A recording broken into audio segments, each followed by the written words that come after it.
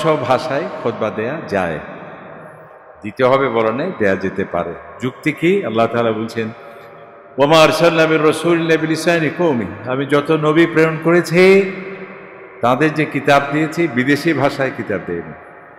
কারণ যে ভাষা যে জাতি সেই জাতি যাতে বুঝতে পারে সেই জন্যই আমি দিয়েছি।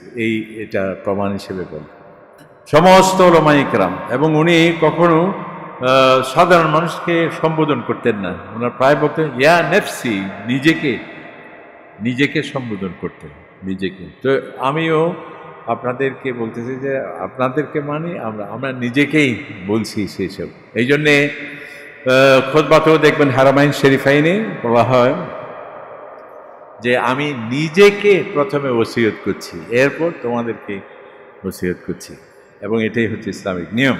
স্বয়ং আল্লাহ পাক সুবহানাহু ওয়া তাআলা কোরআনে পাকের আয়াত নাজিল করে আমার নবীর সম্মানকে সর্বোচ্চ অগ্রাধিকার দিয়েছেন। সুবহানাল্লাহ। তাব্বাত ইয়াদা, আমার নবী না তুমি ধ্বংস হয়ে যাবে এবং জাহান্নামী হচ্ছে তোমার ঠিকানা। তোমার স্ত্রী সহ যে আমার রসুল সাথে যে বেয়াদবি করতো কাটা পিছিয়ে, সেও সে জাহান্নামে যাবে।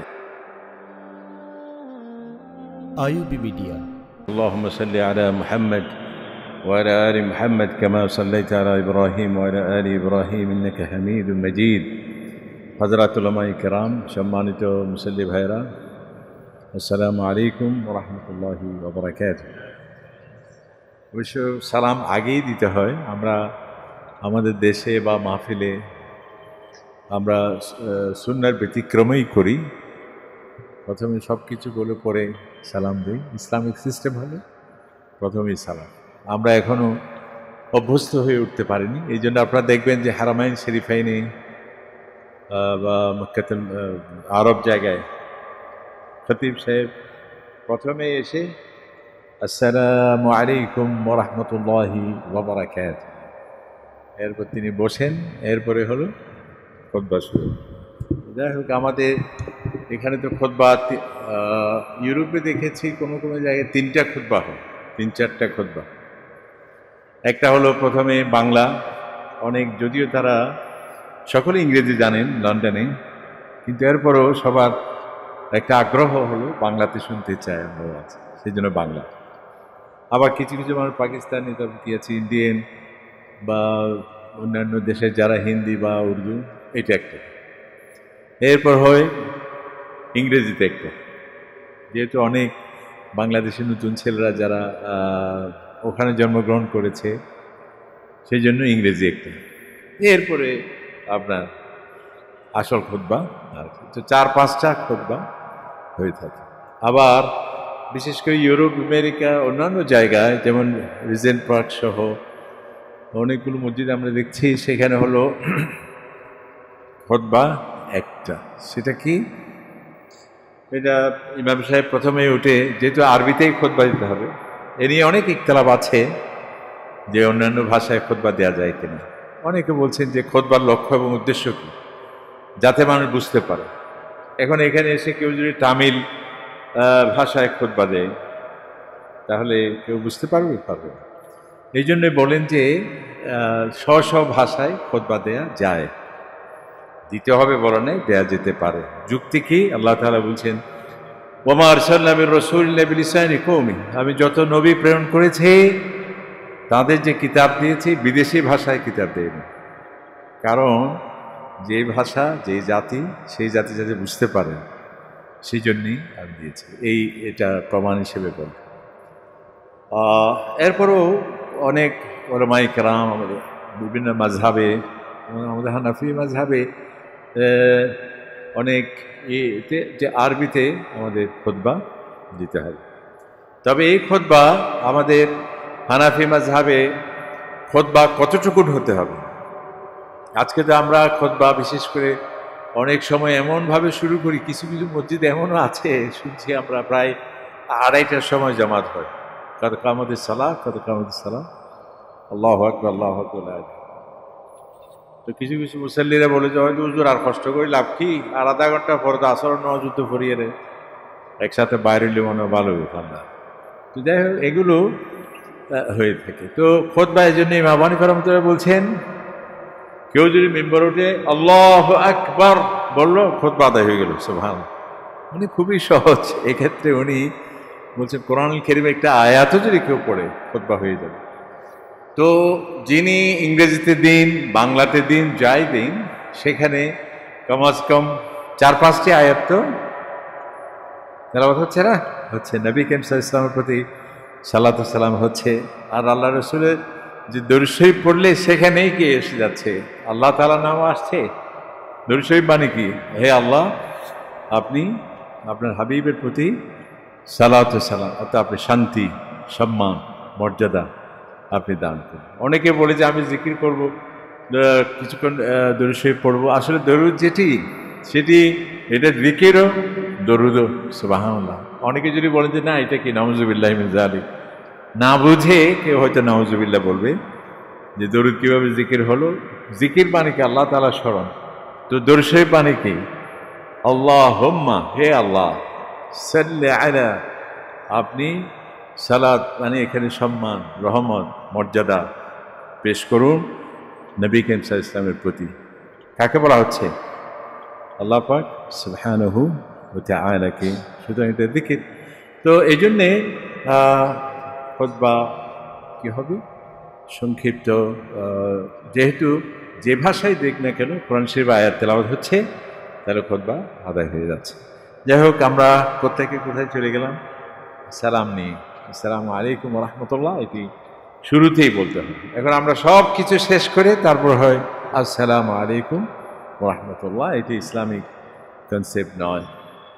আলহামদুলিল্লাহ, আজকে আমরা বলতে চাই সময়ের দিকে আমাদের লক্ষ্য রাখতে হবে, যাতে দেড়টায় আমাদের অনেকেই অনুরোধ করেন বা পরামর্শ দেন, বা আমাদের অনেক বড় ভাই নির্দেশও দেন, যদি কোভিড-19-এর সময় অনেকক্ষণ বসে থাকাই, কিন্তু তারপর তো একটা টাইম মেনটেন করতে হয়। এই জন্য আমরা দেড়টায়, যেটা আগে বলছি, দেড়টায় জাস্ট জামাত হবে ইনশাআল্লাহ। আমাদের মুজিব সাহেব সতর্ক করবেন, যখনই ও আর টাইম ক্রস করলে দাঁড়িয়ে যাবে, মাইক বন্ধ করে দেওয়া হবে সংসদের মতো, তাহলে আর মৌলভী সাহেব ওয়াজ করতে পারবে না। এগুলো আমাদের খেয়াল রাখতে হবে ইনশাআল্লাহ, যাতে মানুষের কষ্ট না হয়। আমি দেখেছি শেখ সালেহ বিন হুমাইদ, যিনি মক্কাতুল মুকাররমা প্রধান খতিব ছিলেন এক সময়। দেখেন সেখানকার খতিবরা কেমন। তিনি পার্লামেন্টের স্পিকার ছিলেন অনেক দিন মাওলানা সাহেব। আবার তিনি বিশ্ববিদ্যালয়ের ভাইস চ্যান্সেলর ছিলেন সম্ভবত। এরপর চিফ জাস্টিস ছিলেন অনেকদিন, চিফ জাস্টিস, প্রধান বিচারপতি। এরপর তিনি মক্কা এবং মদিনার প্রধান ইমাম ছিলেন। কত বড় দায়িত্বশীল ব্যক্তি। এবং এরপর যিনি রাবেতা, যেটা আলেম ইসলামী, ওয়ার্ল্ড ইসলামিক লীগ, যেটা ওয়ার্ল্ড মুসলিম লীগ সম্ভবত বাংলাতে এভাবে, সেটার ওয়ার্ল্ড ইসলামী এই ধরনের হবে, সেটার কি ছিলেন, সেক্রেটারি জেনারেল ছিলেন। এবং বর্তমানে আল্লাহ তাআলা ওনাকে এত লম্বা হায়াত দিয়েছেন, এখনো বেঁচে আছেন, সৌদি বাদশার উপদেষ্টা। তো ওনাকে আমরা দেখেছি, একটা গুরুত্বপূর্ণ প্রশ্ন করা হয়েছে, কিন্তু টাইম নেই, বলছে না, আমাকে টাইম মেনটেন করতে হবে। এটাই হচ্ছে ইসলাম। সুনির্দিষ্ট সময় আমাদের সেহরি করতে হয়, সুনির্দিষ্ট সময়ে আমাদের ইফতার করতে হয়, সুনির্দিষ্ট সময় আমাদের নামাজ শুরু হয়, সুনির্দিষ্ট সময় আমার নামাজ শেষ হয়। তার মানে কি, টাইম। আরাফাতে ঢোকার নির্দিষ্ট সময়, আরাফাতের নির্দিষ্ট সময় শেষ হয়ে যায়, পাথর মারার নির্দিষ্ট সময়, মিনা মুজদালিফা সব নির্দিষ্ট সময়।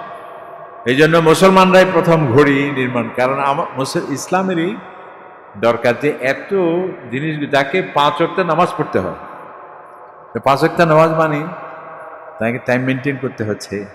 এই জন্যে উনি বলেছেন যে না, সময়ের ব্যাপারে খুবই গুরুত্ব। এবং আমি আরেকবার বলছিলাম যে সেই হাদিস, এগুলো আমরা নিজেকে ওয়াজ করছি। আমরা সাইদ নুরসি একজন তিনি ছিলেন, বড় আল্লামা ছিলেন, বুজুর্গ ছিলেন। ওনার কথা আমরা অনেকবার বলেছি, যিনি তুরস্কের অনেক বড়, কামাল আতাতুর্কের পরে যে এক সময় তো এমন হয়েছিল যে সেখানে আজান দিতে পারতো না, আজান হতো না, এবং সেখানে আজান হবে অনুবাদ দিয়ে আজান হবে। নাউজুবিল্লাহ, মানে আজান হবে, আল্লাহু আকবার হবে, আল্লাহ বড়, আমি সাক্ষ্য দিচ্ছি আল্লাহ ছাড়া কোনো নেই, আসুন নামাজের দিকে, আল্লাহ বড়, এভাবে আজান দিতে হতো একসময়।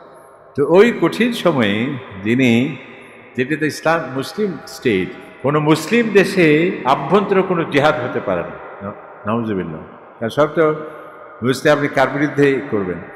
হ্যাঁ, সেই জন্যে উনি কি করলেন, তাকওয়া, তাজকিয়াতুন নফস, ইসলামের যে হিকমা অবলম্বন করে মানুষকে দাওয়াত। ইসলাম যে শান্তির ধর্ম, ইসলাম সহনশীলতার ধর্ম, সহিষ্ণুতার ধর্ম, রক্তক্ষয়ের ধর্ম নয়, সংঘর্ষের ধর্ম, হানাহানি, জিঘাংসা, হত্যা, রক্তপাত, তারপর অভিযান পাল্টা অভিযান, বিপ্লব পাল্টা বিপ্লব, এই ধরনের এগুলো ইসলাম নয়, বরং ইসলাম হচ্ছে শান্তির, এই কথা তিনি ওয়াজের সময় প্রায় সময় বলতেন, বিশেষ করে উলামায়ে কেরামদের সামনে যখন কথা বলতেন, কারণ উনি তো ছিলেন সবার সেরা আলেম। এত সত্ত্বেও তিনি বলতেন মাওলানা সাহেবদের সামনে যে আসলে আমি কিন্তু আপনাদের সামনে কোনো বয়ান রাখছি না, বরং আমি মনে করছি যে একজন শিক্ষক লেকচার দেওয়ার পরে ভালো ছাত্র যাকে আছে, বা যে কোনো ছাত্র, আমার লেকচার কেমন বুঝছো দেখি, বলো তো দেখি, তখন ওই ছাত্র বলে, আবার শিক্ষক শুনে। উনি বললেন যে সম্মানিত আসাদায়ে কেরাম, আমি একজন ছাত্রের মতো যা আমি আপনার থেকে শুনে বুঝেছি এটি উপস্থাপন করছি, যাতে এখানে সঠিকভাবে হচ্ছে কিনা। আলহামদুলিল্লাহ, মানে এই জন্যে সমস্ত উলামায়ে কেরাম, এবং উনি কখনো সাধারণ মানুষকে সম্বোধন করতেন না, ওনার প্রায় বলতেন ইয়া নেফসি, নিজেকে সম্বোধন করতেন, নিজেকে। তো আমিও আপনাদেরকে বলতেছি যে আপনাদেরকে মানে আমরা নিজেকেই বলছি সেসব। এই জন্যে খুতবাতেও দেখবেন হারামাইন শরীফাইনে বলা হয় যে আমি নিজেকে প্রথমে ওসিয়ত করছি, এরপর তোমাদেরকে ওসিয়ত করছি, এবং এটাই হচ্ছে ইসলামিক নিয়ম।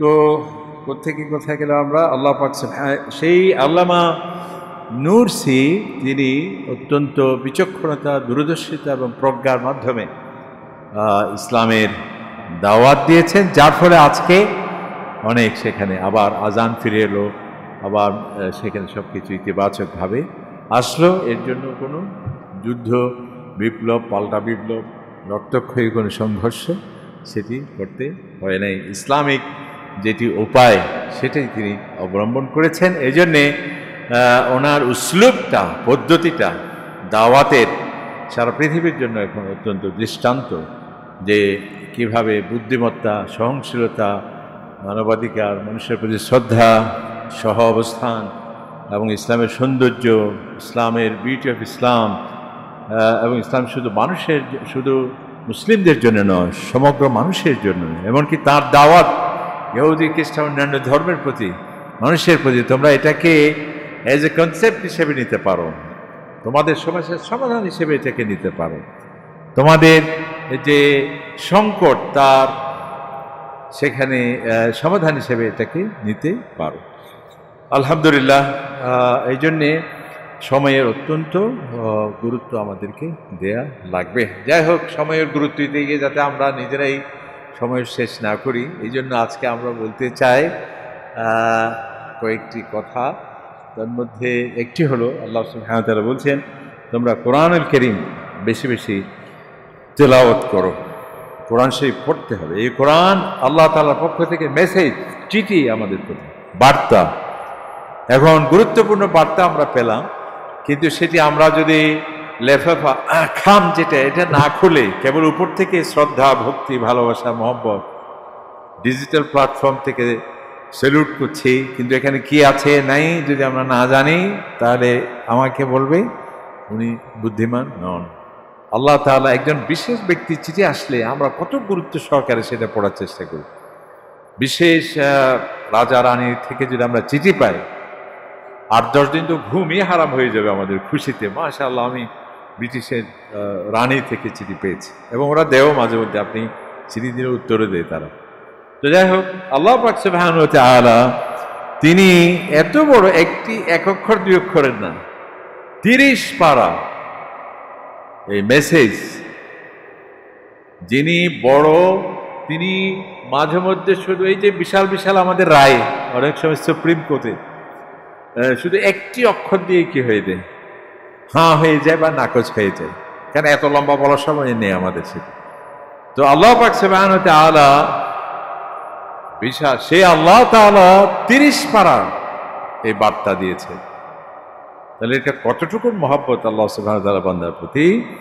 অথচ সেই কিতাব আমাদের খবর নেই। কেউ আছে শুধু গতানুগতিক পড়ছি, সুন্দর সুললিত কণ্ঠে কারি সাহেব পড়ছেন, মাশাআল্লাহ ভালো লাগছে, ভালো তো লাগবেই, বুঝলেও না বুঝলেও এটাই একমাত্র গ্রন্থ যেটা না বুঝলেও মানুষ কি হচ্ছে, কাঁদছে। অনেক অমুসলিম দেখবে, দেখা যাচ্ছে আজকাল ইয়েতে যে সে কাঁদছে, অজস্র ধারায় কাঁদছে। এটা কেন? এটা আল্লাহ সুবহানাহু ওয়া তাআলার কালামের একটি। এবং আব্দুল কারি আব্দুল বাসিত, এটা সবাই আমরা জানি, ওনার যে সুললিত কণ্ঠে কোরআন শুনে অনেকেই ঈমান আনতেন, ইসলাম আনতেন, না বুঝেও যে এটা কিভাবে হতে পারে। অনেকে আজানের ধ্বনি শুনে, আজান, অনেক সঙ্গীত বিশেষজ্ঞ, সঙ্গীত মানে তো আর সোজা কথা না, অনেক কঠিন জিনিস এটা। যদি আমরা বলি গায়ে ফেলে লই গেল না, এটা তো অনেক গ্রামার আছে, অনেক বছরের পর বছর সাধন আছে এটা। এই ধরনের বড় বড় সঙ্গীত বিশেষজ্ঞ আজান শুনে বলে যে এর থেকে বড় আর শৈল্পিক সৌন্দর্যের সমাহার আর হতে পারে না। তবে যাই হোক, এগুলো তো আছে, তাই বলে এই কোরআনে যদি শুনতে এত মজা হয় না বুঝেও, তাহলে এই কোরআনের অর্থটা কেমন হতে পারে? আল্লাহ তাআলা বলছেন হুদাল্লিল মুত্তাকিন, এটা হচ্ছে মুত্তাকিনদের জন্য মেসেজ, তাদের জন্য গাইডলাইন। তো গাইডলাইনটা আমাকে জানতে হবে। এই জন্য আল্লাহ তাআলা বলছেন ওয়ালাকাদ ইয়াসসারনাল কুরআনা লিযিকর ফাহাল মিন, অনেক মেধাবী মানুষ আছে, সে গণিতে একেবারে কাঁচা। যেমন আমি নিজেও, আমরা গণিত যদি দেন যোগ বিয়োগও মনে ফেল করবো আমরা কয়েকবার। তো সায়েন্সের যে সে নেই, কিন্তু আল্লাহ তাআলা বলছেন এই কোরআন এটি এমন একটি গ্রন্থ, একেবারে সাধারণ মানুষ যার কোনো এবিসি জ্ঞান নেই, স্কুল কলেজেও সে কখন করেনি, সেও এই কোরআন বুঝতে পারবে। সুবহানাল্লাহ। বরং তার জন্য অত্যন্ত সহজ, যে সাধারণ মানুষ, আল্লামা রুমি বলছেন সাধারণের জন্য কোরআন অতি সাধারণ, একেবারে সাধারণ, সহজ সহজ বুঝতে পারে সহজ। আর জ্ঞানীর জন্য অত্যন্ত কঠিন কোরআনে পাক। যদি বলেন যে এটা কেমনে, এটা হলো যেমন আল্লাহ তাআলা বলছেন তারা কেন বিশ্বাস করে না আমি আসমান জমিন কিভাবে সৃষ্টি করলাম। এই আসমান এবং জমিন এক ছিল, একসাথে ছিল, অতঃপর এটা আমি আলাদা আলাদা করেছি, অতঃপর পানি থেকে আমি সব কিছু সৃষ্টি করেছি।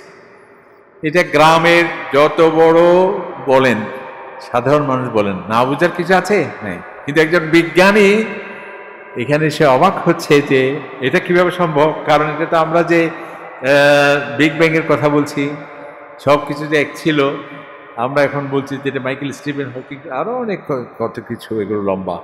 তো তাদের বিগ ব্যাং এর যে থিওরি, এটি যদি উপস্থাপন করা হয় বৈজ্ঞানিক কায়দায়, আমি নিজেও বুঝবো না, যেহেতু আমরা সায়েন্সের ছাত্র নই। কিন্তু এর মূল প্রতিপাদ্য সার হলো সবকিছু এক ছিল, অতঃপর এটা আলাদা হয়েছে, এক্সপান্ড হয়েছে, এবং এই এক্সপান্ড সম্প্রসারণ প্রক্রিয়া এখনো চলছে। একটা বেলুন যেমন আপনি ফুৎকার দিতে থাকলে ফুলতেই থাকে, ঠিক এখনো এই পৃথিবী এভাবে এক্সপান্ড হচ্ছে। এবং এটাও কোরআনে আল্লাহ তাআলা বলছেন, ওয়াইন্না, আল্লাহ তাআলা বলছেন আমি আকাশকে সৃষ্টি করেছি, ওয়াইন্না লামুসিউন, এবং এটাকে ক্রম সম্প্রসারণ করছি, মানে এটা এক্সপান্ড হচ্ছে, যেটা এখন বলছে। তো এটা সাধারণ মানুষ বুঝলো, আর বিজ্ঞানী তার সাবজেক্ট নিয়ে আরো গভীর থেকে গভীরে সে প্রবেশ করলো। এই হচ্ছে কোরআন। সুতরাং এই কোরআন আমাদের, আল্লাহ তাআলা বলছে কেন পড়বে না, এত সহজ করলাম, কারণ যেটা বেশি দরকার সেটি আল্লাহ পাক সুবহানাহু ওয়া তাআলা মানুষের যাতে টাকা দিতে না হয় সেভাবে করা হয়েছে। যেমন অক্সিজেন দরকার, কিনতে হয় না, পানি দরকার তারপর যা যা সমুদ্র সমুদ্র কেউ মালিক হতে পারবে? আপনি যত বড় শিল্পপতি হন না কেন আটলান্টিক মহাসাগর কিনতে পারবেন? কিভাবে সম্ভব? সারা পৃথিবী বিক্রি করবে, কারণ পৃথিবী আপনার ভূমি হলো 1 ভাগ আর জল হলো 3 ভাগ। তাহলে কিভাবে 1 ভাগ দিয়ে 3 ভাগ কেমনে কিনবেন? হ্যাঁ, তো এই যে আল্লাহ পাক সুবহানাহু ওয়া তাআলা এগুলো যেগুলো খুবই দরকার এগুলো অমূল্য রেখেছেন যাতে তো কোরআন যেহেতু মানুষের জন্য এত দরকার, এই জন্য এটাকে যদি আগে এসএসসি পাস করতে হবে, এইচএসসি পাস করতে হবে, পিএইচডি নিতে হবে, জ্ঞানী হতে হবে, এগুলো হতে হবে, তাহলে তো আর সবাই পড়তে পারবে না। এই জন্য আল্লাহ পাক বলছেন আমি ওয়ালাকাদ ইয়াসসারনাল কোরআন, আমি কোরআনকে সহজ করে নাজিল করলাম যাতে সবাই বুঝতে পারে। তবে এখানে আশ্চর্যের বিষয় হলো সাহিত্যিক সে তার সাহিত্য দেখে অবাক হয়, রাষ্ট্রবিজ্ঞানী তার রাষ্ট্রের দেখে অবাক হয়, যে অর্থনীতি বিশারদ তার অর্থনীতি বিষয়ক ফর্মুলা পেয়ে অবাক হয়, যে জ্যোতির্বিজ্ঞানী এটা হবে না জিনিসটা এটা আমার, এভাবে এক একজন তার একে। কিন্তু এটার আবেদনটা অত্যন্ত সহজ সরল যাতে সব মানুষ এই কোরআনুল কারীম বুঝতে পারে। এই জন্য আল্লাহ পাক সুবহানাহু ওয়া তাআলা বারবার বলছেন ওয়ালাকাদ ইয়াসসারনাল কোরআন, এটা এক জায়গায় দুই জায়গায় অনেক জায়গায় বলছে ফাহাল মিন মুদ্দাকির, এরপরও কি তুমি আসবে না? কোরআন পড়লে আল্লাহ তাআলার ফায়দা কি? এখানে আমরা ফি আজকাল তো অনলাইনেও ভর্তি হয়ে কি ফি দিতে হয় নাকি? কিছু কিছু আবার আছে যে এগুলো আপনি শুনতে গেলেও টাকা দিতে হবে। তো আল্লাহ পাক সুবহানাহু ওয়া তাআলা তো উদ্বুদ্ধ করছেন যাতে কোরআন পড়লে ফি দেয়া হবে, ফেরেশতাদের অনেক ভান্ডার বাড়বে, মজবুত হবে। সেটা আল্লাহ তাআলা বলছেন এটা শুনলে জানলে তোমার ফায়দা, তোমার যদি জানো যদি মানো তোমার জন্য ভালো, আর যদি না জানো না মানো তোমার জন্য অন্ধকার এবং তোমার জন্য ক্ষতি। এই জন্য কোরআনুল কারীম আমাদের অর্থসহ পড়তে হবে, অর্থসহ পড়তে হবে। এখন সেই যুক্তি দেওয়া যাবে, বলে যে আমরা আল্লাহ তাআলাকে বলবো যে মাদ্রাসায় পড়ার সুযোগ হয় নাই, আমার আব্বা আমাকে দেয় নাই, ও আমার ভাই ছোট ভাই যে অন্ধ ছিল তাকেই দিয়েছে, যে প্রতিবন্ধী ছিল অটিস্টিক ছিল এই নিয়তে দিয়েছে, সে মাশাআল্লাহ কোরআন শরীফ পড়লে আল্লাহর রহমতে ইনশাআল্লাহ ভালো হয়ে যাবে। আর যে মেধাবী সে যাবে অ্যারোনটিক্যাল সায়েন্স পড়বে, সে কি করবে অন্যান্য সাবজেক্ট। কিন্তু ইসলাম এটা আমরাই বিভাজন করেছি। ইসলাম কিন্তু সমস্ত জ্ঞানকে জ্ঞান বলেছে, সমস্ত জ্ঞানে, এমনকি সংস্কৃত ভাষা হোক সেটি। এই সংস্কৃত ভাষা এটি কার? আল্লাহ পাক সুবহানাহু ওয়া তাআলার নিদর্শন। ইংরেজি ভাষা আল্লাহ তাআলার নিদর্শন, স্পেনিশ ভাষা আল্লাহ তাআলার নিদর্শন।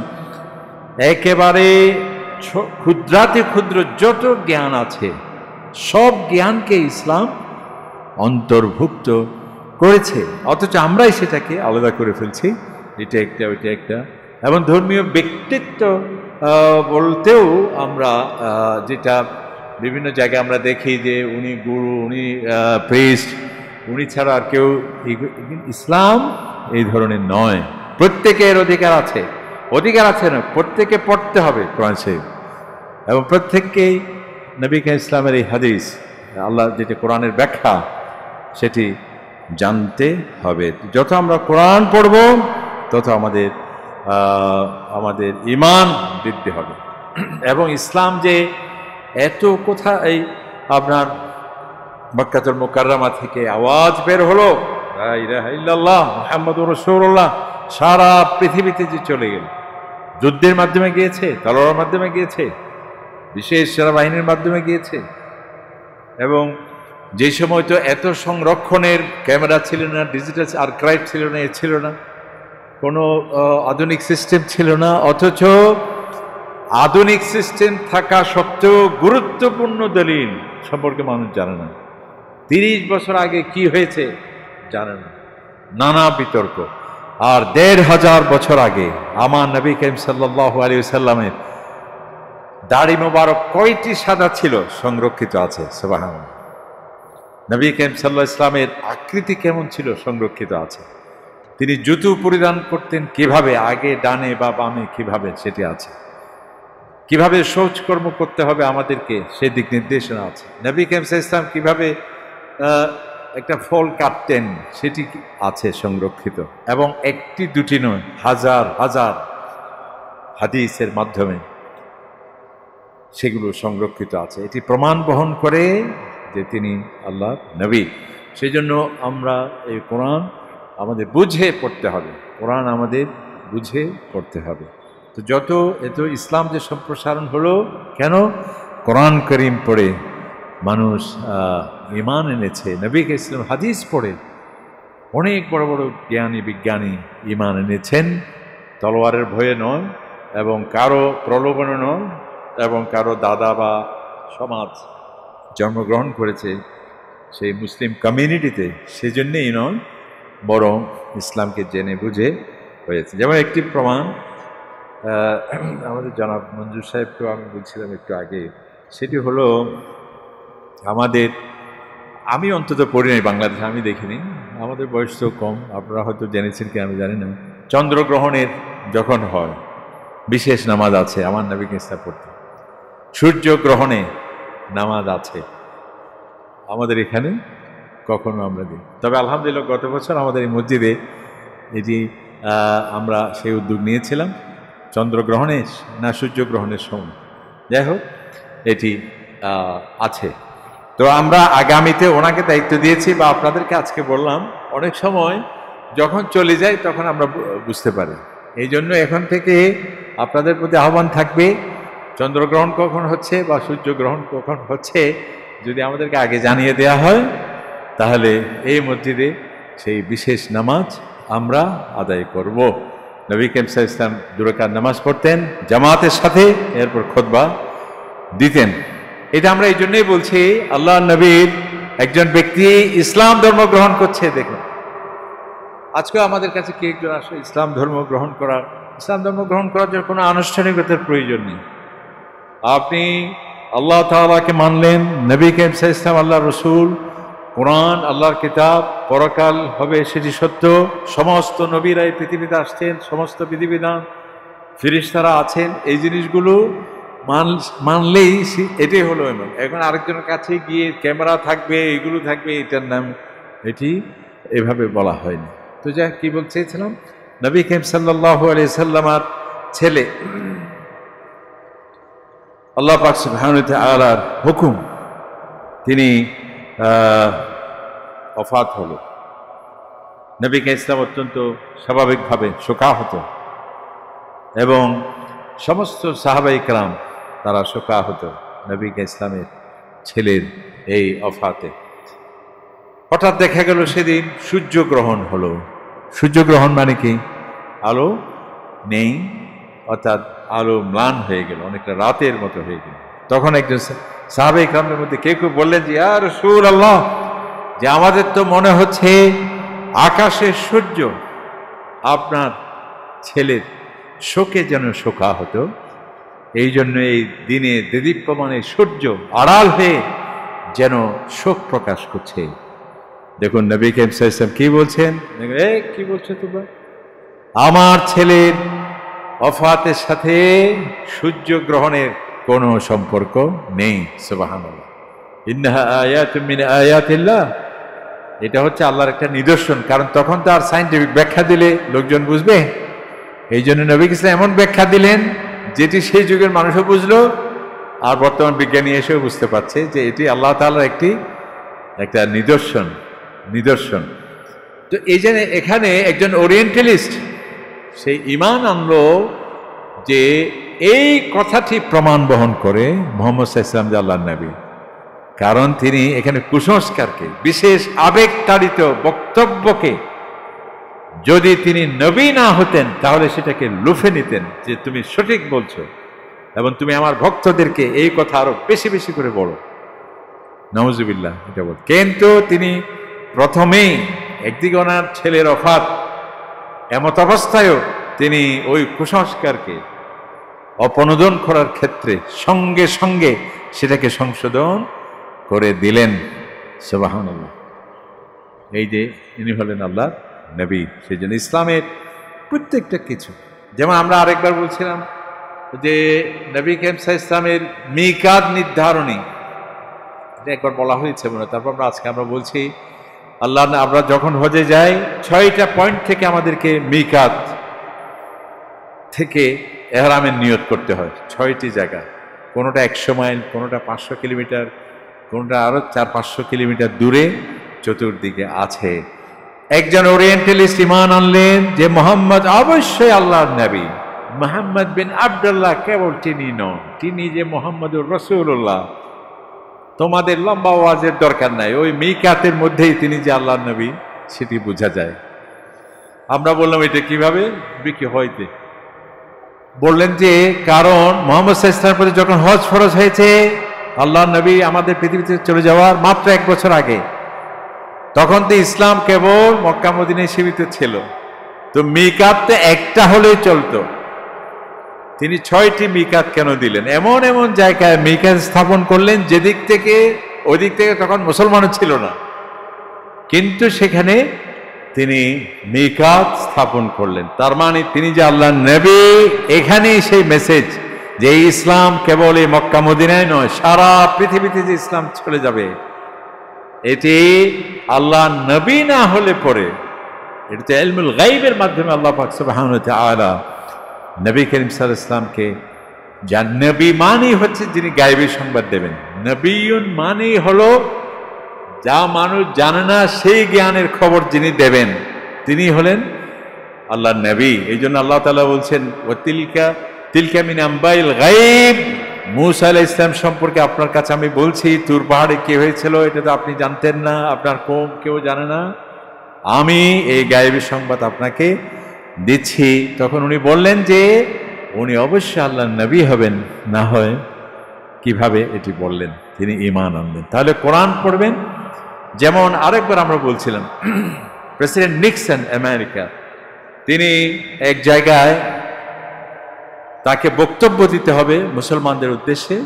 সেখানে একটা বিষয় দেখুন, ওরা আন্দাজ অনুমানের পর সে বক্তব্য দিচ্ছেন না, তার একজন এক্সপার্টকে দায়িত্ব দিলেন যে আমি মুসলিমদের ওখানে এই বিষয়ে বক্তব্য দিতে হবে, তুমি একটু লাইব্রেরি ওয়ার্ক করো, কোরআনে কি আছে, হাদিসে কি আছে, ওদের এগুলো বিশেষ করে তাদের সম্পদ বন্টনের ক্ষেত্রে এভাবে। তো উনি বললেন তখন আমি ইসলাম সম্পর্কে পড়তে হচ্ছে যেহেতু প্রেসিডেন্টের নির্দেশ। তখন আমি অবাক হলাম কোরআনে পাকের পড়তে গিয়ে এক জায়গায়, যেখানে উনি বললেন, এটাও মনে আমরা এখানে একবার বলছি, যে আমাদের আমেরিকা সম্পদ বন্টন নিয়ে কেউ মারা গেলে ভাইয়ের থেকে বোনের থেকে কিভাবে পাবে না পাবে, এ নিয়ে প্রায় 14-15টি ভলিউম আমাদের আইনের বই লাইব্রেরিতে পাচ্ছে। 14-15 ভলিউমের বই আছে, তারপরও আমরা কুল কিনারা খুঁজে পাচ্ছি না, এখনো আরো অনেক ব্যাখ্যার দরকার আছে। আর আমি অবাক হলাম, তিনি বললেন কি খ্রিস্টান, অথচ কোরআন কারীমে মাত্র 1.5 পৃষ্ঠার একটি আয়াতে এর থেকে আরো সুন্দর সমাধান দেয়া আছে। সুবহানাল্লাহ। তো উনি এই কথা তার একজন ইহুদি বন্ধুর সাথে আলাপ করছিল যে ভাই, যেই কথা বলতে গিয়ে আমার 14টি ভলিউম লাগলো, কালকে আমি একটা বই পড়লাম মাত্র 1.5 পৃষ্ঠায়, এর থেকে আরো চমৎকার আছে। ওই ইহুদি বলে যে না, নো নো নো, এটা তো কখনো হতে পারে না। বলছে হ্যাঁ, এটা হতেই পারে। সেটা কি? ওই আয়াতটা দিলেন, এটা হলো কোরআন কারীমের আয়াত। তখন ওই নিক্সন সাহেবের উপদেষ্টা যিনি এখনো বেঁচে আছেন, উনিও ঈমান আনলেন, এবং ওই ইহুদি বন্ধু সেও ঈমান আনলো যে আসলে তো তাই, এটা তো অসম্ভব, এটা তো হতে পারে না, এটা কোনো মানব রচিত গ্রন্থ হতে পারে না, এটা অবশ্যই সে আল্লাহর কিতাব, যেটি আমার মূসা আলাইহিস সালাম বলেছেন তিনি যে আসবেন সেই কিতাব, এটাই হচ্ছে কোরআন। তো এই কোরআন তিনি তো আবার ওইভাবে ডিক্লারেশন দিয়েছেন, সার্টিফিকেশন দিয়েছেন, এ হওয়ার জন্য অনুষ্ঠান করেছেন, ওই যে ক্যামেরা নিয়ে এসে এবং একজন, এগুলো না, আপনি যে মনে মনে সিদ্ধান্ত নিলেন, এটাই হলো ঈমান এবং ইসলাম। তাহলে দেখুন, এটা শেষ করছি আমি আরেকজন কানাডিয়ান বিশেষজ্ঞের কথা দিয়ে। কোরআনুল কারীমের আয়াত পড়ে ঈমান আনলেন। সেটা কি? যেটা কোন তাফসীরের গ্রন্থ হচ্ছে এ পর্যন্ত আসে নাই, যেটা আমরা পড়ে ওনার থেকে জানলাম আমি প্রথম। উনি বললেন যে ঈমান আনলেন তাব্বাত ইয়াদা আবি লাহাব, এটা পড়ে ঈমান। আমরা বললাম যে কি এটা কিভাবে হতে পারে? উনি বলছে এই সূরা প্রমাণ বহন করে যে এটি আল্লাহ নবী। সেটা কি? আবু লাহাবকে আমার নবীকে ইসলামের চাচা, যিনি নবীকে ইসলামের মিলাদে খুশি হয়ে তার কৃতদাসীকে আজাদ করেছিলেন। কারণ কি? ওনার সেই ভাই মারা গিয়েছে ওনার জন্মের আগে, এবং সেই ভ্রাতুষ্পুত্র কত বড় খুশি হয়েছিলেন তিনি।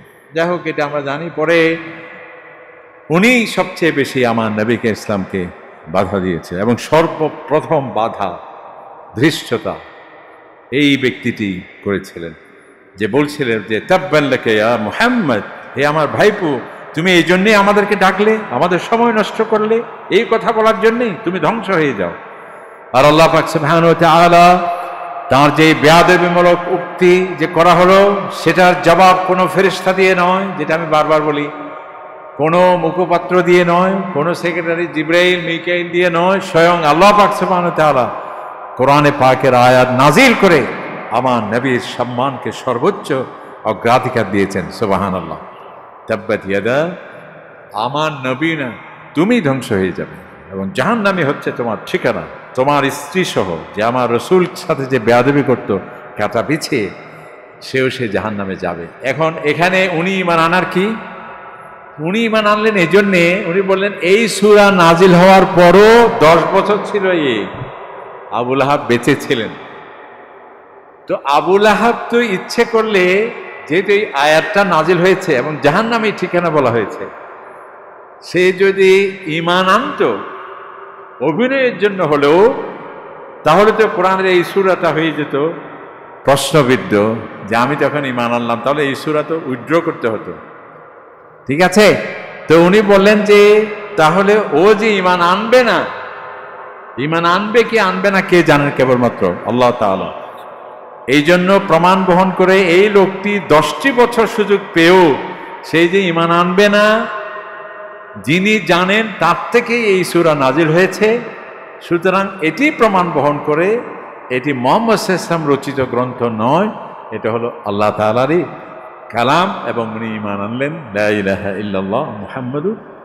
সুতরাং আমাদের আহ্বান থাকবে, কোরআন যত বেশি আমরা পড়ব, এখন বাংলাতে আছে, ইংরেজিতে আছে, ওয়েবসাইটে আছে, এটা কি বলে হোয়াটসঅ্যাপে আছে, যা জানতে চান টিপ দিলে সেটি আসছে। এত সত্ত্বেও যদি আমরা না জানি, তাহলে ওই যে কোরআন আমাদের বিরুদ্ধে অবস্থান নেবে, কিয়ামতে আসছে, আয় আল্লাহ আপনি কাকে, এ তো জান্নাতে যেতেই পারেন না, কারণ সে আপনি আমাকে পাঠিয়েছিলেন, আমার প্রতি তার কোনো দরদ ছিল না, ব্যথা ছিল না, আমার প্রতি কোনো আগ্রহ আন্তরিকতা ছিল না, আমাকে সে পড়েনি। ইত্তেখাদুল কোরআন মাহজুরা, সে আমাকে এক্সপান্স করেছিল, আমাকে অস্পৃশ্য করেছিল, আমাকে তার এখানে ঢুকতে দেয়নি। এই জন্যে আর যারা কোরআন পড়বে জানবে, আল্লাহ পাক সুবহানাহু ওয়া তাআলার পক্ষে এই কোরআন কি করবে, সে সুপারিশ করবে, অ্যাডভোকেট হবে, যে আল্লাহ যাই হোক ওগুলো মাফ করে দেন, সে আমাকে খুব ভালোবাসছে, আপনি তাকে জান্নাতে পৌঁছে দিন। সুবহানাল্লাহ। আসসালামু আলাইকুম ওয়া রাহমাতুল্লাহ।